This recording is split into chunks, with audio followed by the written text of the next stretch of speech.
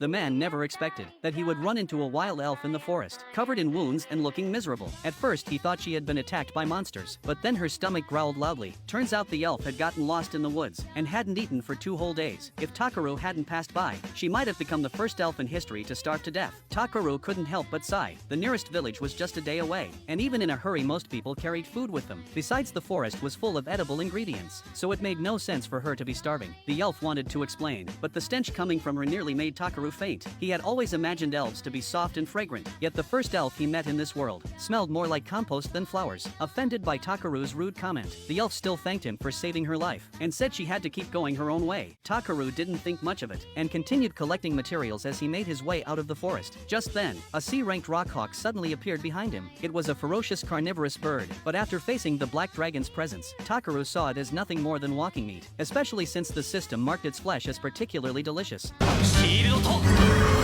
アイスニードル展開それいけ